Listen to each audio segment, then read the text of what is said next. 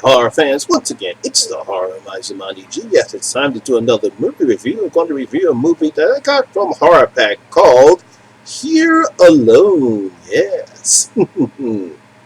Now, Here Alone is a 2016 post-apocalyptic horror movie. It was directed by Rob Blackhurst and it was written by David I think it's Elbloft. I think that's how you pronounce his name. It stars Lucy Waters, Shane West, Adam David Thompson, and Gina Persanti.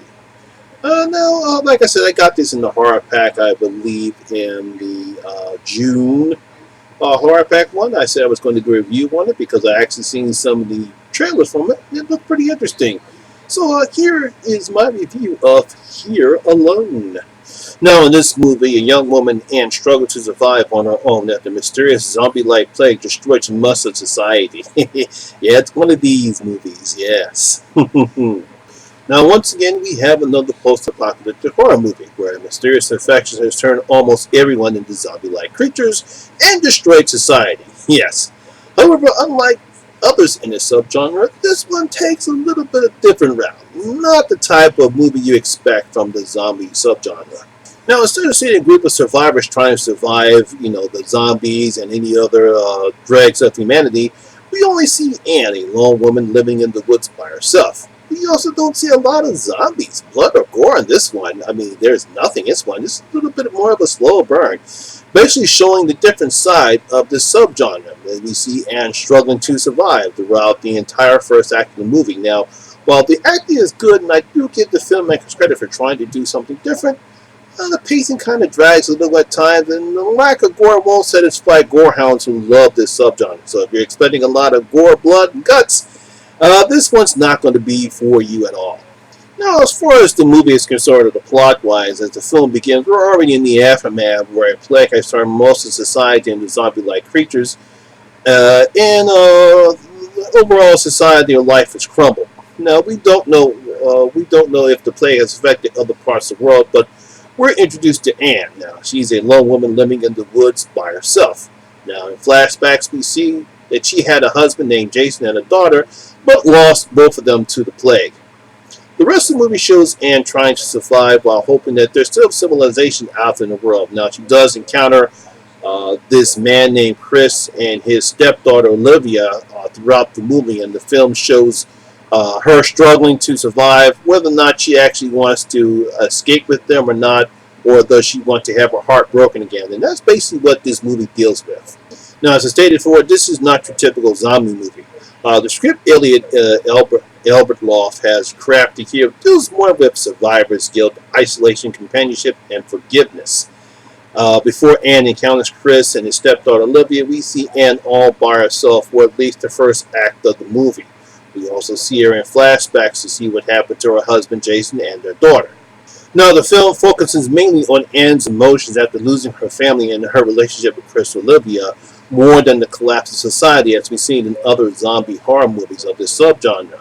Yeah, we don't see a bunch of survivors trying to survive the zombies that are attacking them. We don't see them trying to deal with how humanity is, dealing with evil humans who are trying to take advantage of the crumbleization of civilization and society.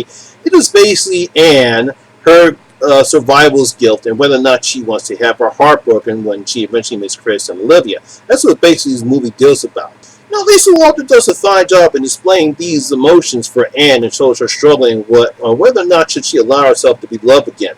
Because eventually we do see whether or not, should she have this relationship with Chris. Adam David Thompson, who plays Chris, he's fine as well. I mean, he's a man that has his own demons and things he had to do in order to survive with his stepfather Olivia, played by Gina Persanti. Now, you can also tell during the film that she has a crush on Chris. It makes you wonder if he's taking advantage of Gina and her emotions. Now, as like I stated before, and I will continue to say, there is little blood and gore in this movie. Now, we do see a few zombie-like creatures, but there's no real tension and suspense. Now, we do get some by the third act of the movie, but it's kind of predictable, and it really does seem to fit the tone that what the directors and the filmmakers were going for. It's like Ron Blackhurst felt that he needed to add something because, hey, look, it's a zombie movie, so we had to put the element of danger for the characters. Because basically where there's basically no creatures around them. They're pretty much isolated from the rest of society. Now, I think they did that on purpose, but I guess they decided that, hey, look, we really haven't had anything happen to these characters for almost 2/3 of the movie, so let's try to put some danger in them just to get the audience not to fall asleep, because that's one of the big problems I have. Total shift in tone in that third act, and the reasons why, which I won't spoil here, was kind of a bit predictable.